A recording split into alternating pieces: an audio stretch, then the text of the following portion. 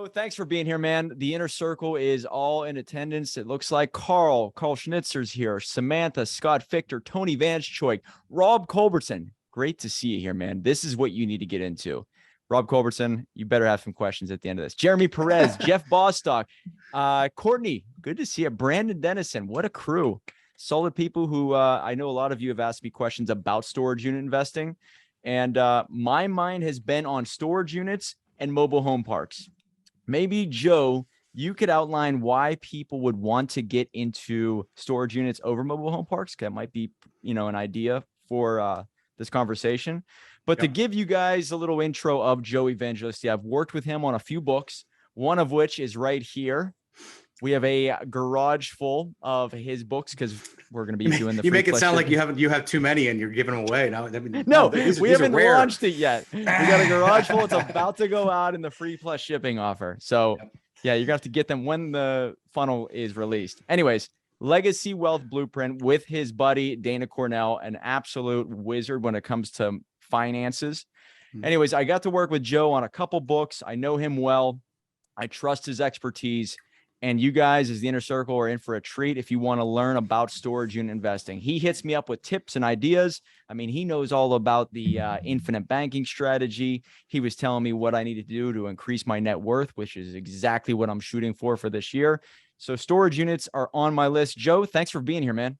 Yeah, man. Thanks for having me on. I appreciate it. It's exciting. So, yeah, dude, tell me a little bit about why the attendees here, whether they're watching now or, later, why should they even think about storage units? You're the guy. And when I think of storage units, I think of you. So why? Appreciate that. Yeah, I'd like to cover two big things around today, Matt and Mike, if we can. And number one is, why storage as a sector, the industry, self-storage is so powerful. And I'm going to show you guys an example of a deal that we're doing right now, live and in effect, like literally in the middle of raising for it. So you guys can see like an active project that we're getting ready to break ground on. And then also talk about, what you're big into and I love. And this is a big part of both of our lives, which is our tribe, right? Our group, our mastermind, whatever you guys want to call it, your people, why it's so important that this is a team sport, right? This is not one of those things. And I'll give you guys just a 2-second background. I was in the military for 6 years, definitely a team sport, right? Got out of that, went into becoming an entrepreneur. And for 10 years, I was an island, right? I was single family, fix and flip. I was the only partner. I made all the decisions. I ran myself damn near into the ground. And then I made a decision that I got to find something that's more scalable, more controllable, with a more effective and efficient culture and team. So I went from 50 employees down to 15 employees and really 10 to 12x'd our revenue at the same time, just by transitioning out of the single family world and into the self-storage world. And, there's some scary stuff that happens along the way. And there's some, unknown things and challenges and obstacles and course correction that has to happen. But the reality of it is, and I say this because one of my mentors told me this 3-4 years ago, he said, Joe, once you build a self-storage facility, you will never touch a single family home. As long as you live, you'll pay someone else to build your own personal home. And dude, he was not wrong. Like the industry, the type of construction, the people in the industry, and the numbers behind it are all so impactful. And I'm going to go over some of those with you guys today. Awesome. Yeah. And I think you said something in our first meeting for the book, but you were talking about how you were the wholesale king and maybe even the single unit flipper. Yep. And you had a conversation with your business partner. You looked at each other and you said, okay, do you want to do this next year? Yep. And you were hoping that he would say no. And he was like, no, I don't want to do it. And you're like, thank God, either do I, right? Yeah. I owe so much to Brian for really bringing that to light. Because I probably, God knows, maybe I'd still be flipping houses. I don't know. But, we did 88 houses that year. And I think this is 4 years ago. I think this was 18 or 19. At the end of the year, we're sitting there and we're saying to ourselves, we did 88 houses this year. What do you want to do next year? You want to do 110? You want to do 120? Like, how are we going to scale? Who do we need to hire? And he looked dead in the eyes. He's like, bro, I don't want to do 88 again. And I was like, I'm so fucking glad you said that. And we quit cold turkey. I mean, we finished up what we had. We closed down the pipeline. We immediately bought a storage development. And, now I'm showing you guys our 9th storage development in a little over 3.5 years. We're talking about $220 million of assets under management when these projects are complete. And obviously we're not there yet. There's a lot of work that has to be done. And, it's not 220 million today, but we've effectively created a portfolio of $220 million in under 3 years. So I'm pretty excited about it. Yeah, if you could run through the numbers, I just think of such a short amount of space. You can fill so many tenants. Okay. Hmm. Inflation's getting crazier. People are going to be renting more. I don't Hmm. think there are individuals out there saying, man, I can't wait to buy a big house and own it for 30 years anymore. I think it's more of let me rent, let me have some storage, let me do a lot of traveling. And then, when the greatest takeaway that I learned from this book is, hey, you know what? When you raise your rent for storage units by $10, Yeah, this is a what fun one. that Yeah. does on the back end is absurd for Yeah. whenever you refinance, but it doesn't affect the actual consumer. And that to Yeah. me was like, that's it. I'm in. Yeah, I mean, you're not. The long and short of it is this, and just stretched out that analogy a little bit. Let's talk about an apartment complex versus a self storage facility, same size, right? Our facilities are about 100,000 square foot. They're anywhere between 800 and 900 units. Everybody counts doors. That's like an apartment thing, because obviously, if I got an apartment, I can count the door. But look, my doors range from 10 by 30 to 5 by 5, so it's a big dichotomy of like I can count doors all day long, but in our world, we count net rentable square foot, right? How many square foot of property can I charge for each and every month? And so my goal is to be in facilities that are 80 to 120,000 square foot net rentable. And I do that for a reason. That's part of our exit strategy, is to be positioned for the REITs to want to buy us. Right. There's nothing wrong with small facilities, but a 20,000 square foot site in the middle of Idaho is not something that the CubeSmart wants to buy. Right. But if I do 100,000 square foot outside of Houston, like I'm about to show you guys, that's something they want to buy up all day long. In fact, they're going to be competitive even at the ramp up phase. Before I even put tenants in, I could pull offers that are damn near as good as what it would look like even after I filled the property. And that's just kind of how frothy the industry is right now. So let me give you a couple quick facts about self-storage in the last year. In 2021, of course, 2022, we're still in it right now. But 2021 was the best year in recorded history for self-storage. Now we're talking about an industry, and you guys can Google this. You don't have to believe me, and I'm going to show you some slides and stuff like that. But in 40 years of recorded history, this industry has continued growth almost linearly. Nice and easy growth, just keeps going, and it has been for 4 decades. And you ask yourself why. Well, one of those reasons is that we have a massive dichotomy of tenancy inside of our units, right? I have mom and pops, I have retail storefronts, I have contractors, I have attorneys keeping files on hand. I have, the upsizers, the downsizers. I joke about like the millennials because they don't want to live anywhere, right? So they put their shit in storage and then they bounce around from city to city until they figure out where they want to go. So there's all these different reasons why people use self-storage, which is what makes it really diverse. So when the economy starts getting good and builders are starting to go crazy, the contractors are overwhelmingly taking up that space. When building starts to slow down, what's happening? People are downsizing, they're moving, they're short selling, they're foreclosing, they're going from 5,000 square foot to 3,000 square foot. They're not getting rid of their 2,000 square foot worth of shit. Okay. So they might've had a $5,000 a month mortgage payment, and they're going to go down to a $3,500 a month mortgage payment, but they're going to pay the $150 a month that it takes to keep their stuff on storage, because in their mind, well, one day I'll be back to 5,000 square foot, right? And so there's a lot of reasons for using it, but some other stuff that's happened in the industry this past year, and what's also makes it really frothy. Highest per square foot rent rates ever charged on average. In other words, guys, and by the way, in 2022, it's continuing to go up. Right. And I'll tell you about that in a second. Lowest vacancy rates ever recorded. The average for a commercial Class A self-storage facility is 97% occupancy. It's unheard of. It's unheard of. Okay. They say that 98% of new self-storage facilities built are successful. Now think about this for a second. What is the success rate for small businesses in the first 3 years, Mike? I think it's 20%. Yeah, like they say, like 65% fail, right? So you're probably not far off. Like 20 to 30% win. 1 out of right? 5 make it, right? So that's the way I look at it. 98% of facilities that are put on market survive. Imagine that for a second. Because then people go, well, how much demand could there be, man? It's got to be oversaturated by now. Everywhere I go, I see U-Haul or Extra Space, CubeSmart, Public Store. They're everywhere. And I say to people, if you're anywhere near, look, if you're in a rural area, it's not going to be hard. But if you're anywhere near a city, if you're anywhere near a suburb, and you go to try to rent a 10 by 30 storage facility, you'll go to 4 facilities before you find one, right? They're full. They're full. And so a lot of this stuff contributes to 2021 being one of the best years in recorded history. Now, get this. we're really good friends with the vice president of CubeSmart, literally the number 2 guy in charge of all management and marketing in CubeSmart. And CubeSmart, is that very much like a U-Haul? What they're doing, is it that big? Because I don't see a lot of CubeSmarts here. Yeah, top 3 in the country, believe it or not. They're okay. probably, I want to say at least top 5, if not top 3. They're the big ones are Extra Space, U-Haul, Public Storage, CubeSmart, Life Storage. They're all very big. But here's another cool thing about the industry, which is not on the deck. I'll tell you guys, 78% of all facilities in the country are mom and pop, right? The ability to get in this business and create a REIT-like business or a developer-type business. Like, our goal is to do 100 facilities in 10 years. Okay. And we'll get there. It took us 3 years to do 9, but that's only because we're building, we're ramping up, we're growing. We have the capacity to do 20, 25 a year going forward as soon as we start to get all these ducks in a row, right? So it's not going to be hard to get to 100. And if you're in that space, understand that 78% of all the spaces you could buy, value add, expand, grow, put in your portfolio, they're owned by mom and pop. They're not owned by Cube or Extra or Public. Right? They're all small. So there's a lot of opportunity to get in and become a prime buyer and a prime developer in this current climate. Okay. But going back to the point that the VP told me, he said last year in 2021, we saw 18% growth. He says we expect it to drop off this year, the growth. Okay. Not the price per square foot or the vacancy or anything, but the growth.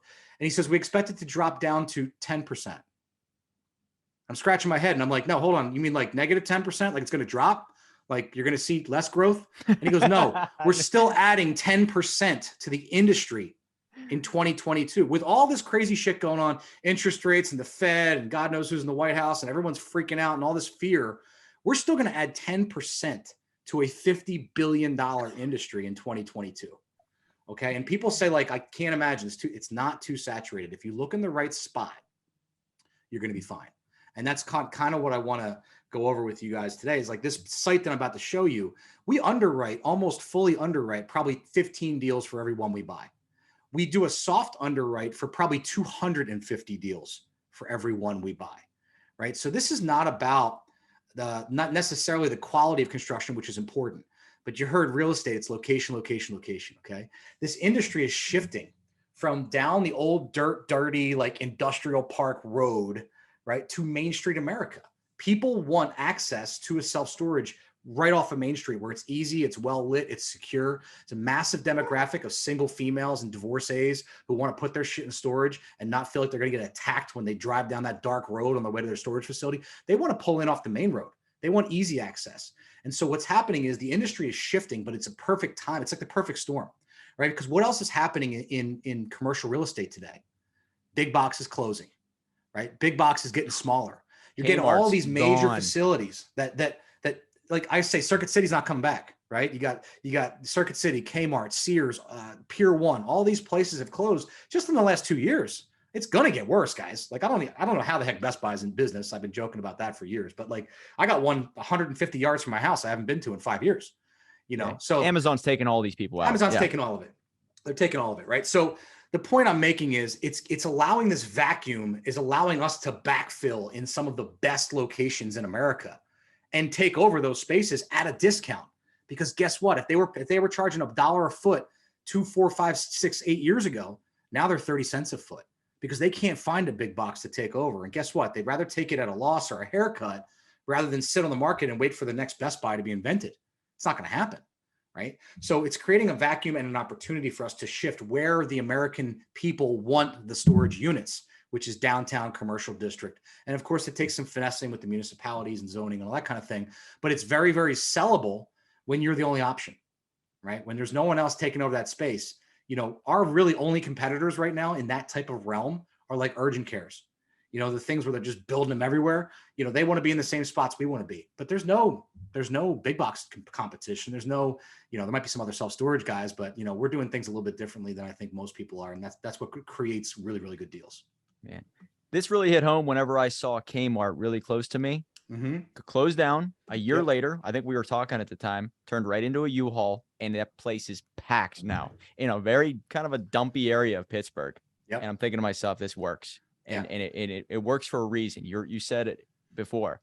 You want to drive somewhere safely, right? Mm-hmm. Get your stuff out, put it in, and get going. You don't want anything where it's like, you actually want a professional look in it. And that's what you guys build, is very high level, very professional looking storage units. And secure and well lit. You know, we just put in, don't quote me, but Brian could tell you, I think it was 76 cameras in a 5-acre site. You know, 76 cameras. It's like, you can't hide anywhere. You know what I mean? Like, so to be, you know, automatic LED lights and access control systems and well-lit gates and yards and cameras everywhere. Like, it's a very comfortable place to be, which is not the norm for our industry, right? Which also gives us a competitive advantage, because when I look into certain areas, the 6 closest local self-storages, 5 out of 6 might be 40 years old. And they got gravel driveways and busted up doors and no access and no cameras and barely any light and all that kind of. So there's a lot of ways we can create competitive advantage very easily by developing our own stuff. Yeah. Show the numbers then for this. Yeah. This is your 9th location. This is our 9th location. This one's just outside of Houston, Texas. This is our Pearland location. Let me see if I can get, if I do that, does the slideshow pop up? Yeah. I mean, that doesn't even look like a storage unit right there. Like, look how crazy. So I'm glad you said that. So let me backtrack a second. Guys, remember how I told you we're going to bring it to downtown locations and it's going to be in a commercial district? One of the ways we get around that, or we get through zoning and sell the story and the vision, is we work with people, right? So we'll go to a zoning officer and we'll say, hey, we want to build a self-storage. They're like, absolutely not. Well, what would it take to build a self-storage is a better question. And they're going to say, well, that's for retail. Well, hey guys, what if I put 5 or 6 offices, storefronts out front? Would that be cool with you? And they're like, well, shit. Yeah. I mean, and then you show them this rendering and they're like, oh, that's beautiful. Right. Because guess what? What do people think when they think of storage facilities? They immediately think drive up garage doors, shitty metal buildings, you know, cheap fencing, no landscaping. And so this site is going to look exactly like this. All of these plantings will be in there. This is down to, you know, minus the cars in the driveway. My architect designs what's going to be built. So this is the color, this is the rendering, this is the facade, this is exactly what the glass is going to look like. And all of those things add up to a really just, I mean, I guess a pretty presentation, but it's also what gets us across the finish line. We've had so many zoning offices say, we only will work with you guys, right? Like, we don't want any more self-storage in town, but if you want to build it, you can build it. That's amazing. Because of stuff like this, right? So, so super important. You have to learn to kind of duck and jive a little bit. I'm going to jump through this because this is like 30 pages. So I'm not going to bore you guys to death with pictures of me from a suit jacket from 9 years ago that I probably haven't put on since. I don't even know if I would do business with a guy in a suit coat like that. So it's funny. We're getting ready to release the fund and we need to put together a very similar, you know, deck. And I'm talking to my marketing team and I'm like, I don't know, guys. I'm like, I think t-shirt and tattoos is probably better for this. Like, let them understand the real me. Cause that shit, I haven't worn that in 10 years. And they're like, yeah, I think that might be the sweater move. So we might be the first $100 million fund that's raised by a dude with arm tattoos. So well, at least he shows them anyway. All right, here we go. $40 billion industry. Okay. There's about 49,000 self-storage facilities in existence right now. We're talking about 1.9 billion of rentable square foot. Remember we talked about, you know, think about that, guys, 2 billion square feet. There's only, anybody know how many Americans there are? Well, Mike, you're the only one that can talk, but there's like 330 million Americans. Oh yeah. Right. So you're talking 2 billion square foot and we're not even there yet. We're not even touching the market.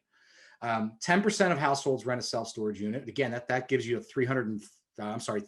35 million people roughly currently rent. Your average monthly rent is $89. Why is that important? Because I can raise rent 10% and charge you $99. And you're not going to pack up your shit and move it down the street because the other guy's $10 cheaper, right? So this is where we get to control the rent. And I say to people, if you had an apartment and you were paying $2,500 a month for your 2-bedroom apartment or whatever, I know it's different in different areas around the country, but let's say it went up to $2,750. For a lot of people, especially people that are close on their paychecks and living tight, and they might say, you know what, for an extra $250, I might go look and see what the competition's doing. Deal breaker. Yep. Right. You don't do that in $10 a month. You do it for $250 or, you know, whatever, $3-4 grand a year, depending on the raise. That's going to cause people to move. $10 a month's not. So I can raise 900 rents by 10% and effectively change the valuation, because you guys know how commercial real estate works, because of my NOI, right? My income goes up, my expenses stay the same. My building is automatically worth more. And there you go, 92%, which I think this number might be a little bit inaccurate. I think the number is 96%, 96 or 97% occupancy. They might be talking about Houston area right now. How does that compare against, like, let's just say mobile home parks or even multifamily, that 92% number, even if that is even Yeah. real? All different, and depending on the size of the investment, like in other words, how many units in an apartment building, stuff like that. The smaller the apartment building, and depending on the area, generally the higher the vacancy rate. In other words, if you have a 10-unit apartment building and you're missing 2 units at any given time, which is very easy to do when you have multiple units like that, then you're 20% vacancy rate. In other words, you're only collecting 80% of what you could be, right? I'm blending that out over 900 units. So most of the time when you see a vacancy rate in a self-storage facility that's in the right spot, it's not so much that there's turnover or vacancy, it's that the size unit that people want is not available, right? I might have, 10 by 30 units, which represent, 5 or 6% of my overall portfolio inside that under that roof. And people just don't want 10 by 30s. They all want 5 by 5s. Right. So it's easy to control by changing the size and understanding of what people need. It's also why we put a lot of work into the forefront of the feasibility study. We compare the competitors, and we find out, like, hey, 5 out of 6 competitors have no 5 by 5s available. Okay, well, I'm going to build more 5 by 5s, or they have no RV storage, or they have no, you name it. So whatever they don't have any of, I want more of that, because I want to be the go-to, especially for the overfill. Right. Tons of reasons why invest in self-storage. By the way, if anybody wants to, I'll send in the deck. They can review it at their leisure. Again, I don't want to bore people. Pearland, Texas. This is kind of one of the important factors, right? In a 3-mile radius, and that's what these numbers represent. I want to know what the population is, and I want to know what their average income is, and then I want to know what the average price per square foot is renting in the competitive area. Here's what's interesting, guys. Our threshold for that, like our first blush glance at a project, we're looking for 60,000 population and 60,000 average median income, household income. This project doubles both those numbers, right? So it's hard to say off the charts, but this is extremely, extremely good. And I'll show you for other reasons why it is in a second here. Population growth in Pearland, guys can see that. Houston, Texas, I think, is the 3rd fastest growing city in the metropolitan in America right now. Obviously, Texas is the 2nd fastest growing state. So we look for MSAs that are expanding, but we can still fit in at today's numbers, and that's really important, right? We're not speculating on what the population is going to be in 5 years. We're basing our investment off of today's numbers, knowing it's probably going to go up. Top 10 city for millennials. I don't know if that's good or bad. So again, some other working numbers. Again, you guys can take a look at Houston itself. And then we look at this, right? This is what the project itself is. So we're building 91,000 square foot roughly, plus 5 office spaces. So really this was a 100,000 square foot building. We just broke it up into offices and rentable self-storage, about 960 units. And everything, here's one thing that's unique about this project. It's also going to help the NOI. The whole project is climate controlled, right? A lot of times we'll build partial garages and partial climate control and give people the option. This is like the whole thing is premium. So, the people know we're going to come to this site because they know that they can get climate controlled storage and we're going to be competitive. And we don't have to worry about the blended rate. High visibility location. We're right off the main street, as you guys can see there. 2 or 4 lane highway right in front of us on the street. And that's obviously where the retail will face. You can see to the bottom right, that subdivision built. If I zoomed out like 2 miles, you would see there's tons of those subdivisions all over. Cool thing about Texas is they got lots of toys and they very rarely have basements. Right. So they got a 2-car garage and they got, 6 quads and a razor and a God knows what else. And so they need storage. They have toys, right? They just don't necessarily have the room for it in your typical 3,000 square foot house with a 2-car garage. Talk about market supply. I just got done saying we're building 91,000 square foot. This area, this local area with the competition included, still demands 273,000 square foot. So in other words, I could build 3 of these facilities on top of each other and not cover the demand that is necessary for the local residents. Does that make sense? Yeah. This number kind of goes over some people's heads, but I won't normally build unless I definitely won't build unless there's enough demand, right? But I'm looking for like 1.5 to 2 times. 3 times is like, it's a home run, right? It's just a great spot. This is our unit mix. Again, I bore you guys with that 10 details. You can check it out.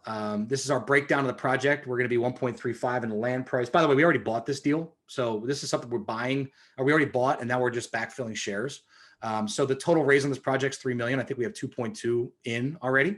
So we got about 8 shares left. will be 2 million or so into all the land. Assignment fee is basically the approved land value. In other words, you take a piece of land that's not approved for anything, it's worth 1.35. We made it worth 2 million by virtue of turning it into a self-storage approved site, which is, by the way, very rare in Pearland, Texas. They don't want self-storage, so lucky we got across with that. We're about 9.9 in construction, just under 10 million. Then our soft cost, our reserves, all that kind of stuff goes into 3.2. So we're all in this project at about 15 million bucks. Now scroll down two pieces there, and we're looking at a projected cap rate about 5.5. Keep in mind, there's still deals trading at 3.5 to 4 caps right now, which we can get deep into all these topics, but I don't want to bore you guys. 5.5 is super conservative right now. And actually a lot of guys that I've been talking to that do way more transactions than me are using 5 to 5.5 for their cap rate, for their stabilization. But at that rate, this project should be worth just under $25 million. So if you guys are doing the math. Stabilized value, when does that come into play? How long after it's built? So here's the cool part. Okay. Stabilized value on a project in Jersey that we're literally finishing up right now. Stabilized means fully rented. Okay. Or at least enough rented that I can refinance out. Some banks will go to 80%. Okay. That's the stabilized value after all the tenants are in place. In the New Jersey deal that we're finishing up right now, we estimated the stabilized value at 19 million and we got an offer of 21.6 million. Okay. So to answer your question, stabilized means rented, but that doesn't mean that you have to be stabilized to sell it, right? We're getting multiple people out there that are competitively trying to just buy up, square footage and control more of the market. And they have cheap money, even with the Fed and all. Forget all that shit you've heard in the Fed, right? It doesn't work in like massive, like don't think for a second BlackRock is controlled by the Fed. You understand? So like there are guys out there, guys and girls and REITs that have billions of dollars and they're paying 2%. So they're cool paying a 4% cap because they're just sucking up square footage, right? Mm-hmm. It's all marginal for them at that level. And that's, again, part of what we're trying to build. When I get to 100 units, it's so I can take 100 units and compete it against Cube and Public and Extra and let those guys fight over it, right? Because they're going to drive the price up. So if I have 100 sites, I control a big piece of the market. And I guess real quick, if you just want to touch on that, it's almost like the Burr method, right? So what you're doing here is building it and then you're refinancing after it's stabilized because what you did there and the number is incredible. That's exactly what we're doing. You created equity right there. So now that's your spread. You now have equity in this and it maybe only took a year, but you maybe refinance a year, 2 years out. And then all of a sudden now you have real money. It's not just the cash flow. It's not just the equity, but you have real money now. Well, I'm going to show you how the investors get paid on that real money in a second, but check this out. Can you see my mouse? Yeah. All right. See this estimated LTV, 65%. Okay. So that means we have 35% leftover equity after the refi stabilization. If we were to keep this deal long-term. Okay. There are people out there leveraged up to 80, 90% on these type of deals, which is batshit crazy. Okay. Now, we used to estimate 70%. We got more conservative and went down to 65. All that really does is change your refi proceeds, your potential refi proceeds. And that's why in this particular deal, we're going to give the LPs 80-20 of whatever the refi proceeds are, right? Because we want to kick them up and get them the tax-free proceeds. But also, you're going to be in a stabilized asset that's only 65% LTV, right? So on a 10-year loan, guys, we're half paid off in 5, right? And so when I take a 65%, I might be down to 35, 40, 50% in a few years. And this stabilized value keeps going up. My long-term debt keeps going down. Right. So imagine in 5 years when we owe 10 million and this thing's worth 35 million. Right. And so what you're saying there, what you just said is the stabilized value will increase if you increase the rents with it, because now all of a sudden it's going to be worth X amount of dollars. And now you have way more equity. Correct? Yes. But just as importantly, Mike, we're paying down debt every month. Yeah. Yes. Okay. Right. So I keep chunking off that mortgage and all these 960 tenants are paying me and you back for the mortgage. So it gets chunked down. On top of that, we're getting cash flow. Correct. Right. And estimated annual NOI is over 300 grand on this project, even after we're all the way down to 65. Now I could jack that up to 75 and pull out, I don't know, I'm guessing 4 million. And then, our cash flow will be 150 a year. Doesn't matter. The point is at a stabilized rate of 65% is huge. Okay. I didn't mean to flip forward, but it's good enough we're here. So here's the 4 ways our investors get paid. And again, guys, I can't asterisk this enough. You got to get a CPA. You got to get an attorney. You got to do your due diligence. I know I have to say all that stuff because don't just do what I do because I did it. Like I barely graduated high school. I'm not saying that I'm not successful, but just because I do it my way doesn't mean you guys couldn't do it any way you guys want to split it up. I have clients and coaching clients who are doing this and they don't give any equity and they raise all the money. So more power to you. If you can get away with that, great. I choose to give out equity to my LP partners because I want to build lifelong relationships, right? If you invest in 1 or 2 shares of our deal, I want to give that money back to you in 3 years and then say, okay, what's next? And you say, put it in the next deal, right? And here's where that gets really cool. You're going to get 10% preferred return annually on your money, which we'll talk about in a second, but you're also going to get a percentage of refi proceeds. These are tax-free. Okay. So you give $100,000, you're getting $10,000 a year back. Over the course of 3 years, that adds up to $30,000. You're also going to get 17.6 of that back at the refinance in tax-free money. We're going to treat the preferred return. We're going to categorize that as capital return of capital. So depending on how your CPA does it, I'm not your CPA, you may not pay tax on this. Okay. At the end of 3 years, whenever the project is complete, you're going to get your original $100,000 plus 47.6 back, potentially mostly tax-free. But here's where it gets better in my estimation. This is why it's called legacy wealth, right? This is cool. Anybody can make cash. Yeah, I can, 50% increase your money in 3 years. Awesome. That's all well and good. But after the money comes back, you still have, oh man, where'd it go? You still got $86,000 in equity in the deal. Still meaning going. You got all your capital back and you can still put $86,000 on your PFS, on your net worth, right? This still exists for perpetuity. And it only goes up as the debt gets paid down and the project gets worth more. So this 86 in 10 years could be worth $300,000-$400,000. You're going to get a check in the mail when we sell. And you might have already forgotten about it, right? You're just living your life. You're not doing anything. You're not showing up for any calls, nothing. Dude, if you're a 1% owner in a deal, especially here's the deal. If you fast forward 5 years, we might have used the money 3 times, right? So you're really not thinking about the equity, but here's what you are getting. You're getting what I call mailbox money.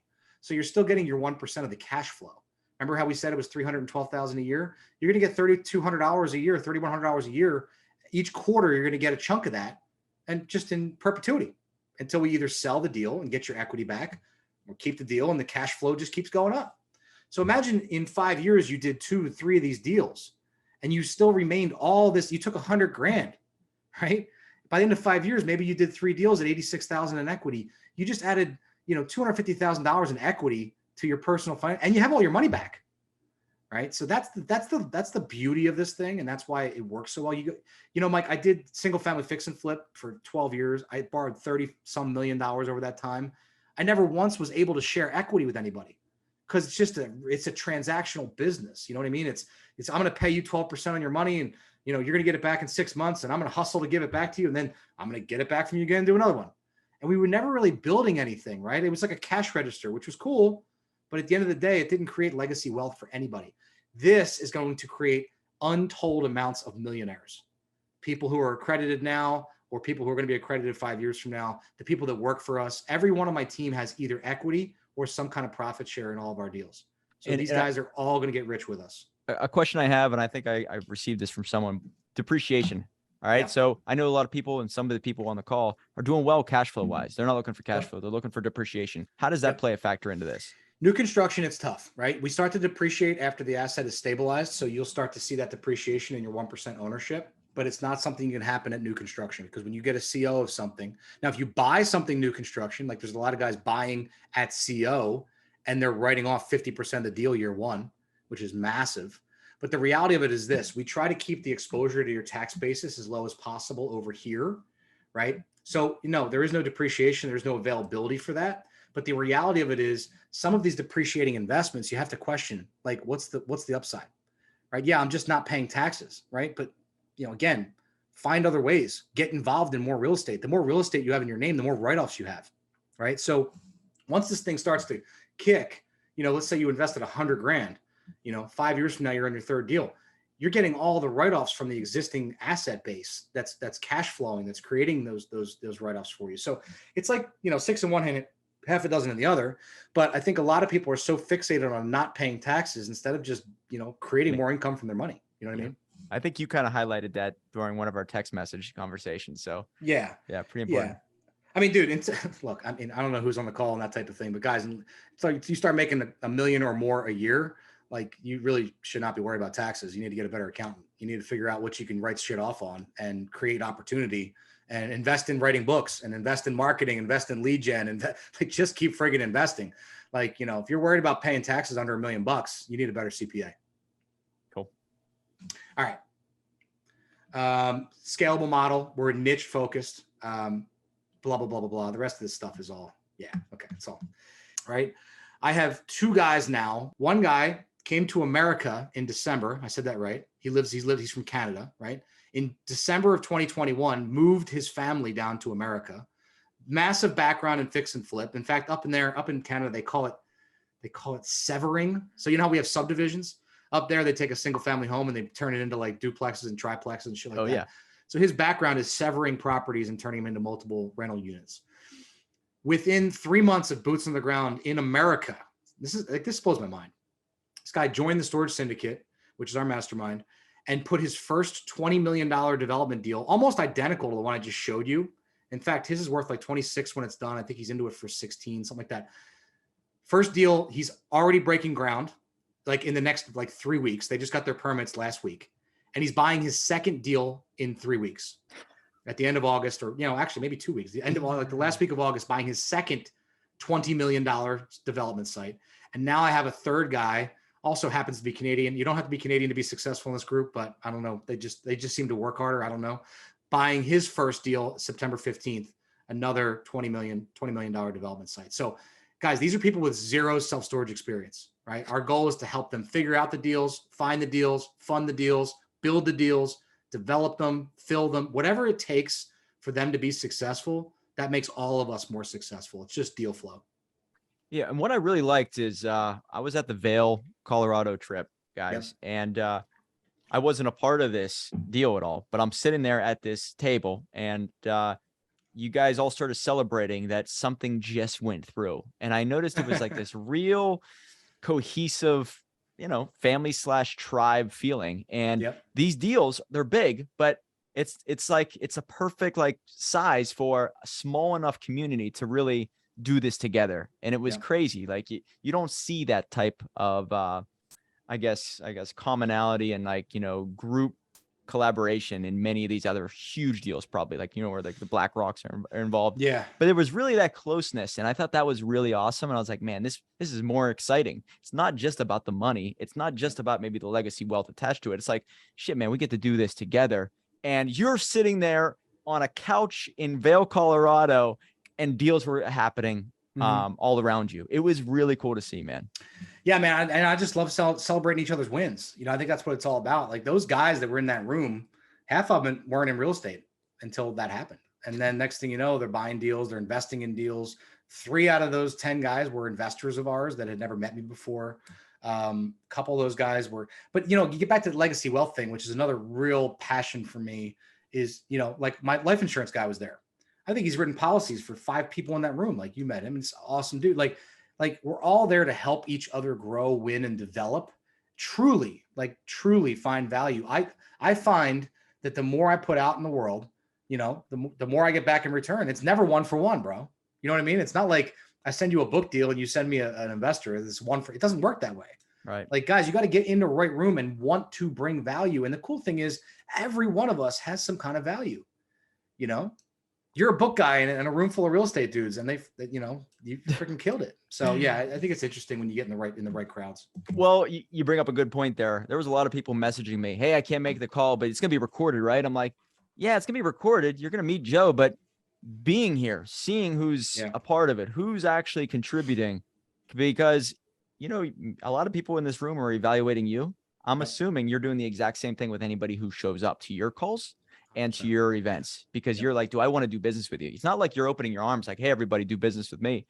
You're looking for the right people. And I think that's important to kind of, you know, that's why you need to show up and do the events whenever friends and allies are putting them on. Dude, it's always about who's not in the room is more important than who's in the room.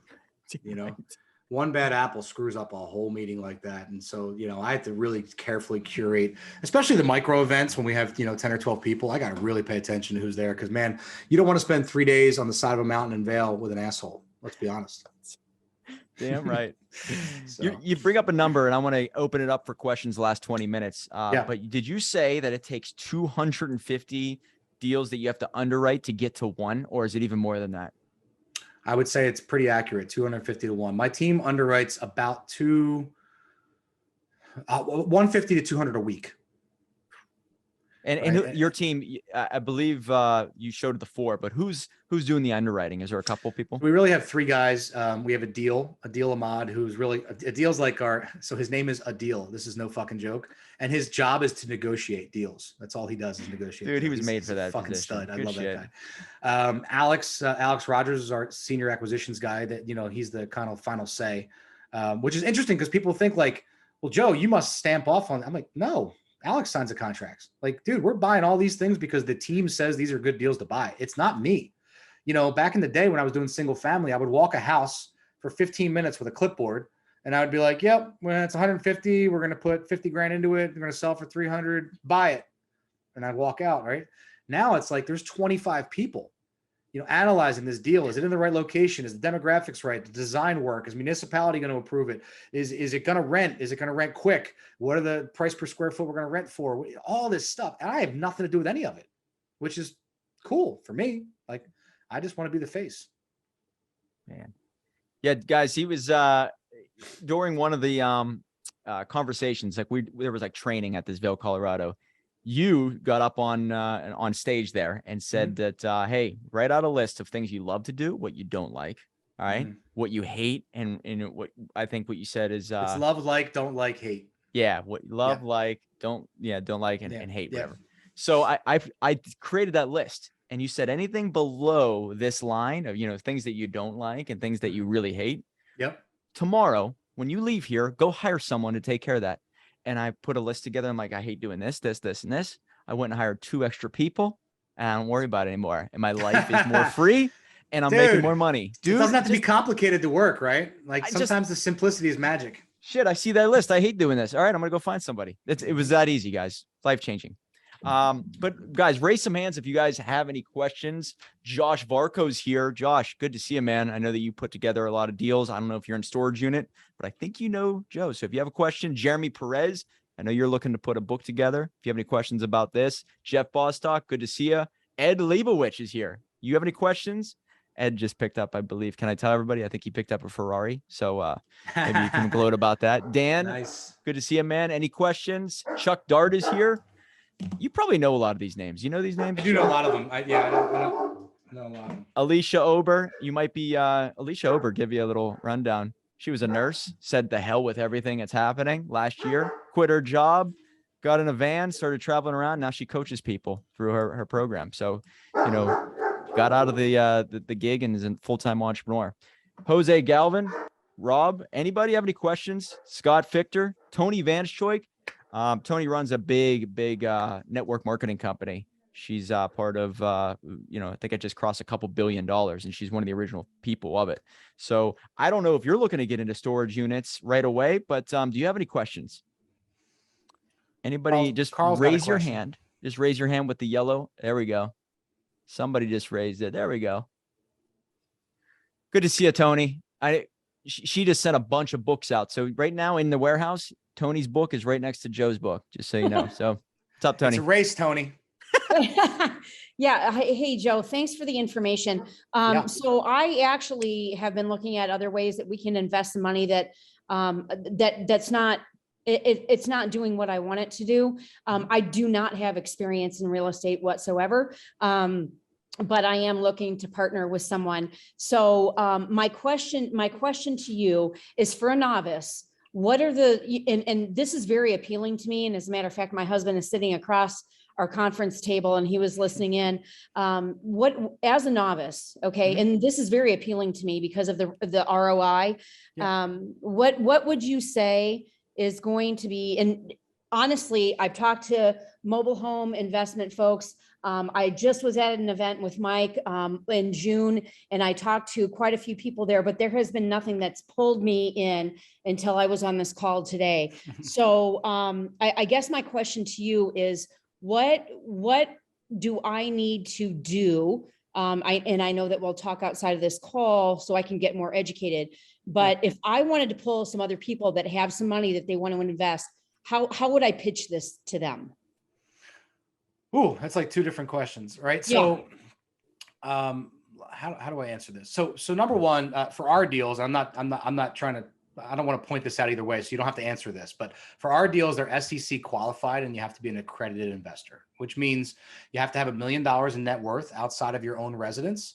And as a married couple, you just said your husband, so I assume you're married, you have to have made $300,000 on your tax return for the last 2 years. That's the definition of accredited investor. Okay. However, the thing you said secondly, which is totally different, would be if you wanted to pull money from other friends and family and invest into something, that's a whole different animal, right? I have coaching clients that do that, where all they do is put together like a mini family office and they create their own fund, right? Their own fund is run by them as long as they're accredited, and then they can take that pool of assets and they can send it anywhere, right? As long as they make the investment. But the people who invest with you have to know, what you're doing with it, right? Like we're getting ready to actually to open our own fund. Right now we do it deal by deal, just like I just showed you guys. We do a PPM, we raise the money for that deal owns the money, the whole thing. We're getting ready to start a fund in the next couple of weeks, which is going to be $100 million fund. But the fund's goal is to develop self-storage, buy existing sites, buy value add sites, and arbitrage that money into other people's multifamily assets. Okay. So we're telling people up front, in other words, these are the places your money could go. Right. And as a fund, we have carte blanche to do whatever we want with it. Right. It's you put the money in the fund, we're going to operate it. So you got to be really cautious. Again, I would talk to a CPA, talk to an attorney, but if you're going to raise money, other people's money to put into deals, it happens all the time. Don't get me wrong. But there's a lot of rules around it, and you want to make sure you got yourself buttoned up on that side. Or just make the connection to Joe. Is that right? You can basically just do that. You can make the connection to me. It's really hard for us to pay people for that connection. I trade that connection with a lot of my, my financial guy sends me investors. I send him clients, that kind of thing. I can't legally send him like a check, but there's a lot of ways, obviously, to be creative about that. You can trade in equity too, by the way. You could help people fund their deal and get equity in the deal, but you wouldn't get the return that they got. You know what I mean? No. Yeah, I totally understand what you mean. And I'm really, really interested with this, because it's what I love about it is it's simple. So I'll get with Mike and I'll reach out to you, sir. Thank you. Yeah, sounds good. No problem. Thanks for the question. Carl Schnitzer has a question. Hopefully he's still there. Carl's always got a question, man. Oh yeah. Do you put Carl, you just want to jump on? I'm messing with him. Raise your hand if you're still there. I know his wife was going to be doing it. He's looking at my my policy right now. Oh, there it is. Nice. Let's talk. There you go. Carl, you on? Yeah, can you hear me? Yeah. Hey guys, what's up, Joe? What's up, man? How are you? I don't know if I can turn my camera on here. I guess not. Joe, do you have your team on payroll, or do they just get equity in each deal? Like, how do they? Great question. Yeah, 90% of my team are 1099 employees, and I do that for a couple different reasons. 1099. 1099. They're contractors, but yeah. they work for me. And I do it for a couple different reasons. One is they do have equity spreads, and there's a, I don't want to say it's a pretty simplistic contract, but essentially, if they don't work for us, they don't get the equity. Right. So like they earn the equity when the property stabilizes. So if you're on for the acquisition, you'll get the fee that comes in, part of that fee as a bonus for buying the deal. But unless you stay throughout the deal until it gets stabilized, you don't earn your equity. Does that make sense? Because in other words, I don't want people coming in, helping us buy 20 deals and then quitting and going somewhere else. And they're like, shit, I could retire on the equity in 10 years. You just keep paying me. You know what I mean? So I want them to be part of the deal long-term. Did you do that for the very first deal?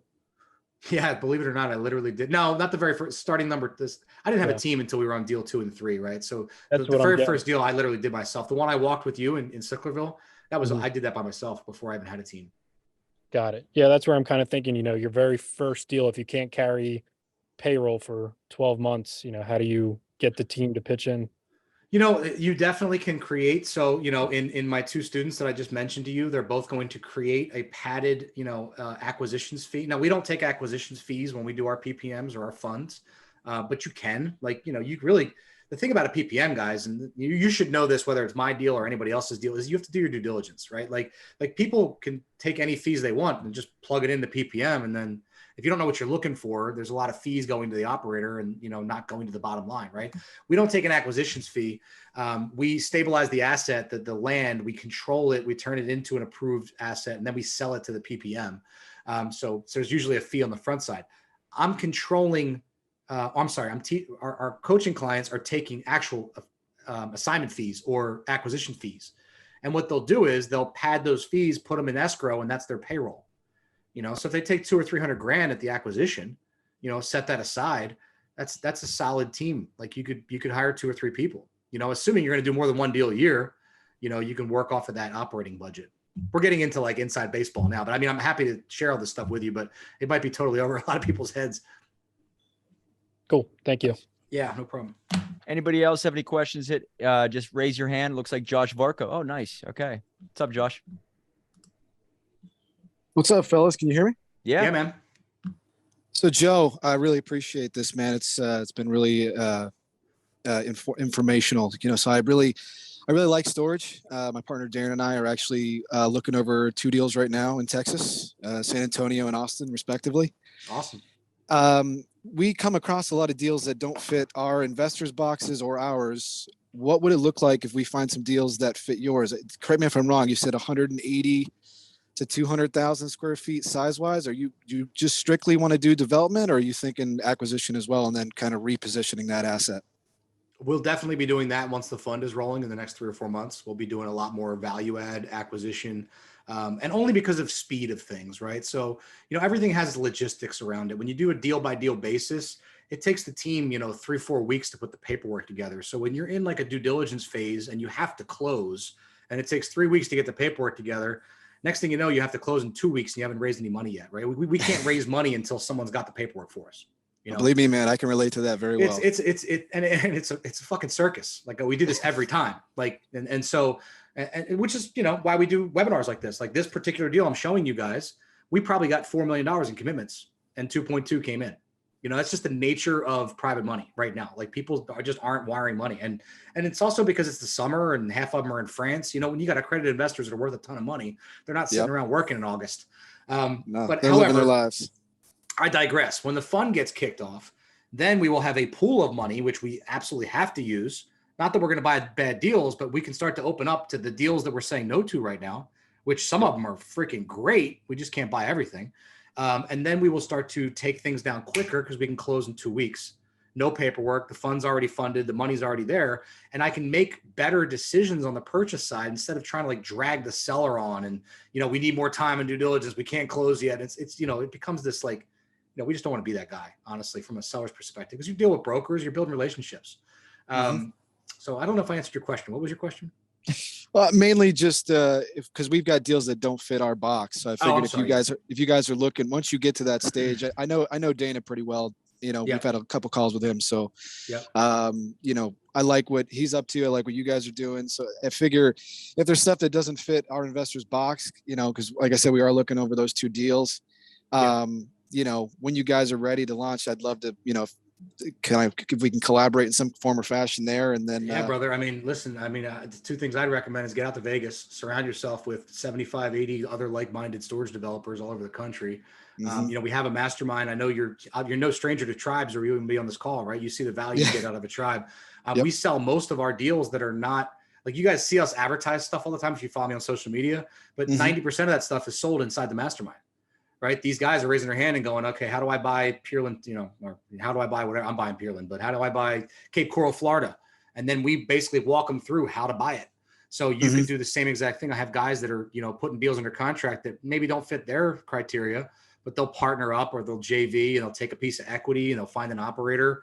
And so that's happening all day inside the group is people saying, you know what, I got a bunch of private money. I don't know where to find deals.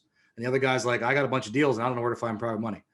So that's the beauty of a group, is leaning on each other and helping each other succeed. Because, and I'll be straight up with you guys, we charge $1,000 a month So 12 grand a year in this industry, like you do one deal, you're making $3, $4, $5 million. Like I don't know anywhere else you get a return like that. So, I'd rather see you guys do deals, invest in yourself, and get in the right tribes, because I think that's ultimately going to pay off for you. 100% agree, man. Yeah. Appreciate it. Great question. Thanks, Josh. Beautiful. Yeah, absolutely. Thank you. Yeah, thanks for being here, Josh. Any other questions, guys? You were talking about bird dogging before. Some people are finding you deals. I don't know if you want to bring that up at all. There are deals that, people out there are finding you open locations, making the connection, and then getting paid handsomely for it. Yeah. Is that a common thing still to this day? I know that was happening a year ago. It's You were, huge. so tell me a little bit about that if you could, because Yeah, there are so you're talking about our certified field agent training, which right now is, I hate to say it, it's only available inside of the mastermind, only because of logistics, right? The training videos and everything are being worked on. The library, we're building it up. There's a private group just for the CFAs. So essentially, guys, we created a process called the certified field agent, and it's a glorified bird dog, right? Let's face it. You guys are in real estate, or if you are in real estate, you know what a bird dog is. These guys are trained to find deals that are specific to us. And then what happens is, that the byproduct, they put the time and effort up front, right? Because they're trading time for long-term success versus getting paid hourly to sit behind a desk and type into a computer. But the trade-off is, when we buy a deal, they keep 5% of equity and 5% of the acquisitions fees. It's unbelievable. Now, our acquisitions fees are generally between $600 and $1 million. So they're getting a check for, like, I'm doing a check next week. You guys will see it if you follow me on social media. The guy, I think he earned like $38,750 on his first deal, right? But that's not the important part. He's getting 5%. Yeah, you guys just saw the equity that I showed you for 1% was $86,000 on the deal, right? So what's that times 5?